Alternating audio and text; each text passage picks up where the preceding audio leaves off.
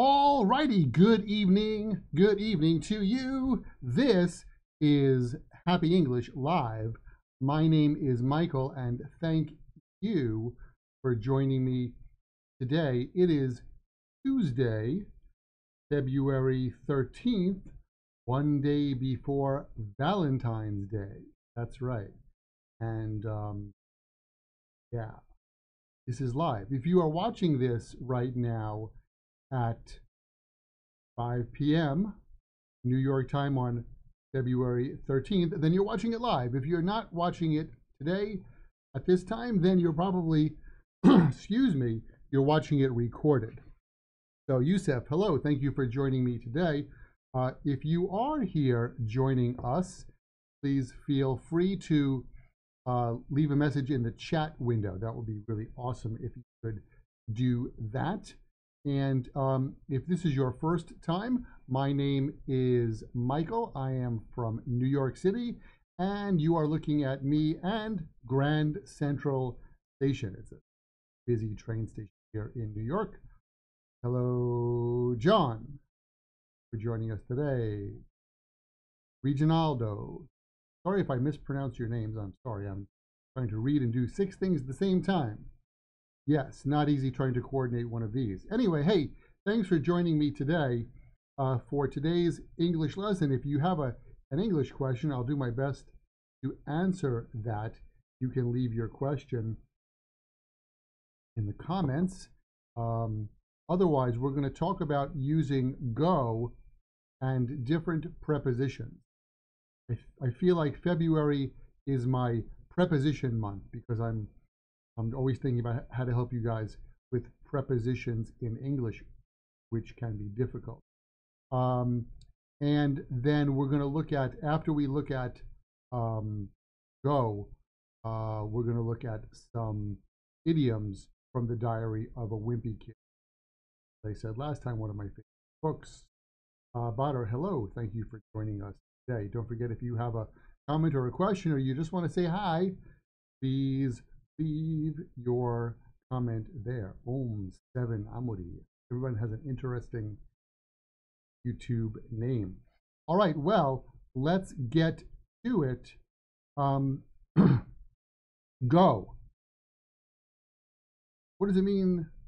Lick. You could say, hello, Justice from Morocco. Slick, what does slick mean?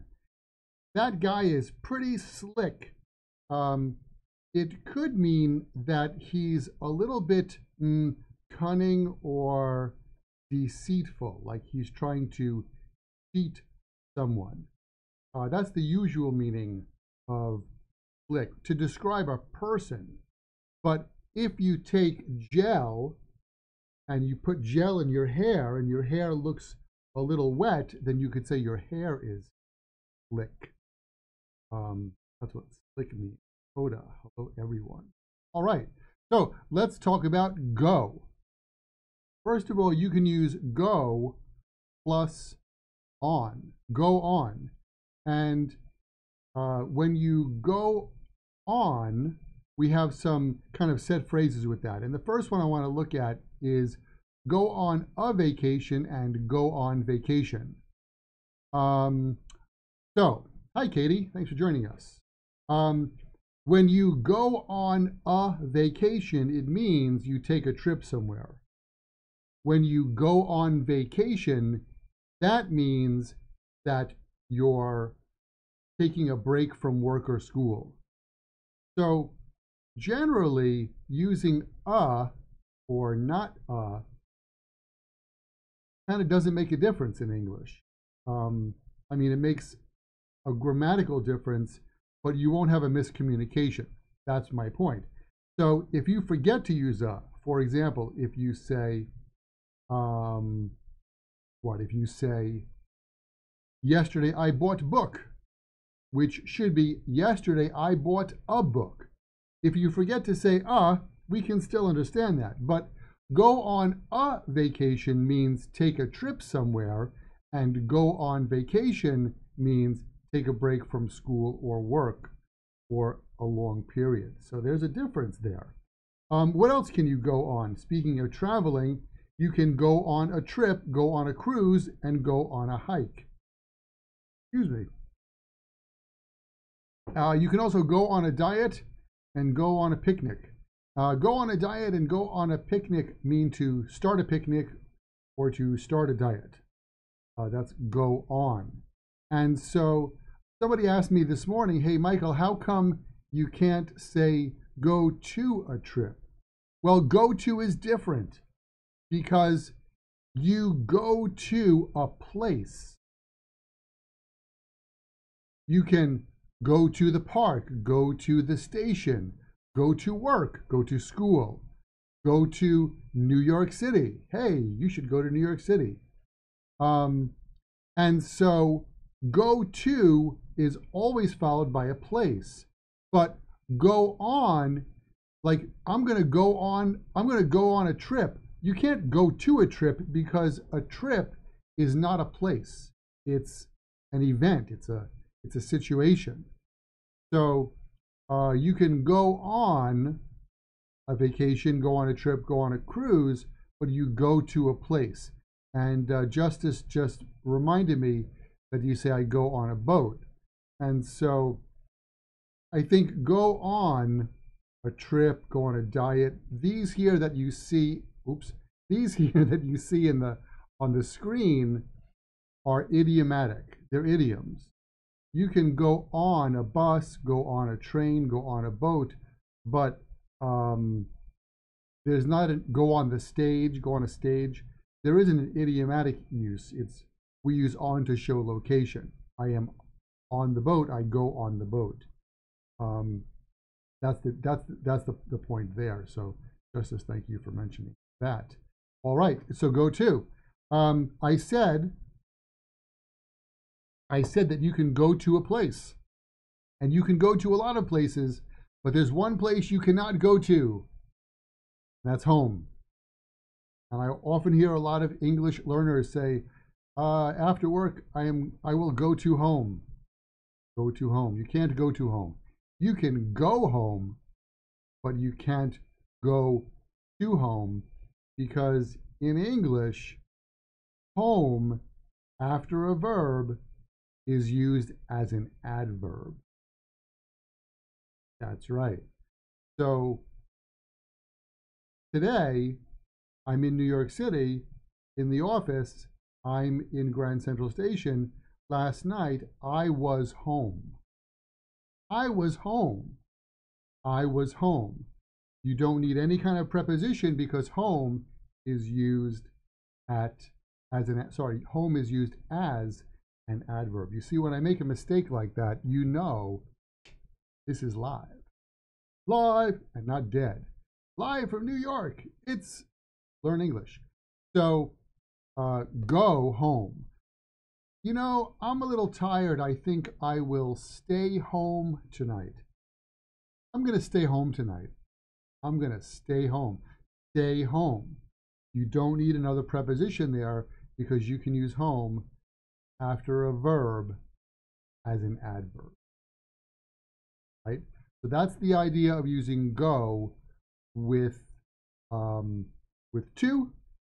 You go to a place, go to the station. You go on vacation, go on a trip, go on a cruise, go on a diet, go on a picnic, and as Justice mentioned before, you go on transportation, go on a stage, go on a ship, go on a bus. Yeah, I know, a stage is not transportation. Okay, so that's that. Then, last time I showed you my miraculously amazing see-through book, thanks to the green screen. It's called The Diary of a Wimpy Kid. And The Diary of a Wimpy Kid is a great book. If you've just joined me, this is a great book where you can learn a lot of slang and American idioms. Oh, there it is. And conversational phrases. I'll hold that up for you so you can see that. It's Diary of a Wimpy Kid by Jeff Kinney. They've got about 10 or 12 different volumes. So there's a whole series of books. I recommend, if you haven't done it, I recommend starting with book one. Book one is red. I happen to have the green book here. So this book is full of excellent natural English idioms and phrases. Is it possible to increase the audio volume? That's a good question. Let me see if I can do that. Hello, hello. I will try to increase the audio volume without crashing everything. Maybe that's okay. Julio, let me know if that's okay, by the way. Hello. All right, so, and there's a bit of a delay, I know. I'm seeing my mouth move with my words, but probably you are not. And I don't know why that is. Still things about technology that I don't understand. All right, so 3 idioms that I want to show you from this book. And the first one is that, you know, he's talking about his father. Greg is talking about his father, and he says that Dad wasn't any help either. When I complained to him, he just made up a penalty for anyone caught stealing snacks, because it's a problem with snacks. Oh, good. I'm glad that's better. Okay, great. So he says he just made up a penalty for anyone caught stealing snacks. Make up. Make up means to create or invent something. So I made up a new way to cook hot dogs. That's the best example I could think of there. Make up. Sometimes children make up stories about what they did. They make up characters in the story. That's called pretend or make believe. So make up means to invent or create something. So he said he just made up a penalty for anyone caught stealing snacks. It means he didn't have an idea for a penalty before. He just created that at the moment. So make up means create at that moment. And then, because the problem in the house is that somebody has been eating snacks, and they're trying to figure out who's been eating all the snacks. And he says, then Greg says, like I said, it's not me, but I figured Dad might think it's Roderick. I figured Dad might think it's Roderick. So, figure. Figure in everyday conversational English means to guess. So you could say something like, I guess it's going to rain tomorrow.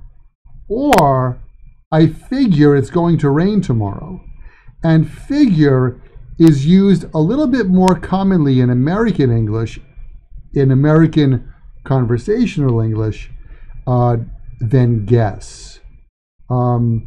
So if you walk by a restaurant with one of your friends, you could say, hey, you figure this is a good restaurant? Or somebody wants to sell their old iPhone for $50. I figure that's a good price. I figure that's a good price. So figure means to guess. All right, that's that. What do you figure? Do you figure this English lesson is helpful for you? I hope so. Hey, don't forget, you can leave a comment. Hello, and I'm sorry your name is written in an alphabet that I cannot read. Sorry. Hello, thanks for coming. This is a live English lesson right here. I'll be doing another live lesson on Friday, 9 a.m. New York time this week. Twice a week live in February, just for you guys. Live English lessons. All right, one more idiom from the Diary of a Wimpy Kid, and that is, when I got home, I asked Mom what the deal was with the 2 fruits. He got fruit in his lunch instead of a sweet snack. And so the key point is, what's the deal? What's the deal?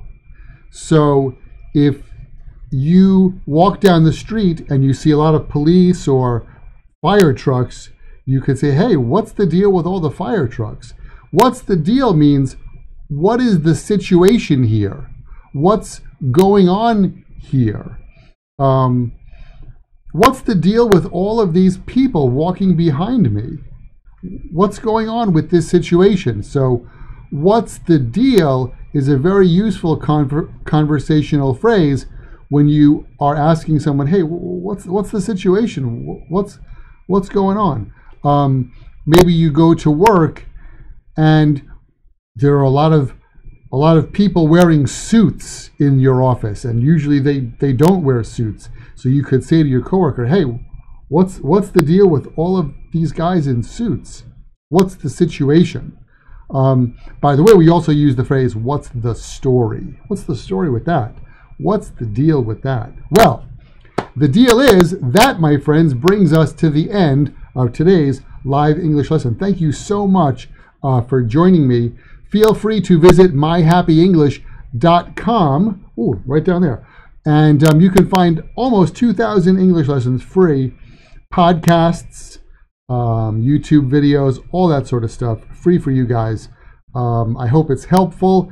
I want to say thank you to everyone who joined me for today's live English lesson. I really, really, really appreciate that. And please come and join me on Friday. Tell your friends. And most importantly, I'm not asking you to spend money. I'm not asking you to buy anything. Just subscribe. That's all. Hit the red subscribe button that you see below this video. Subscribe to my YouTube channel. Right now, I've got about 6,400 subscribers. I'm hoping to get 50,000 this year, a total. So that would be awesome if you could help me with that. Please subscribe, and tell your friends about my YouTube channel. All right. Thank you so much for joining me today. I will see you on Friday. I'll be back at, let's see, today's Tuesday. Tomorrow, happy Valentine's Day to everyone. Tomorrow, a new podcast. Thursday, a new podcast from English at Home is Fun, plus a new YouTube video. Friday, live on YouTube. Oh my God, all this cool stuff just to help you guys learn English. That's it. Thanks for joining me. See you soon. Bye, guys.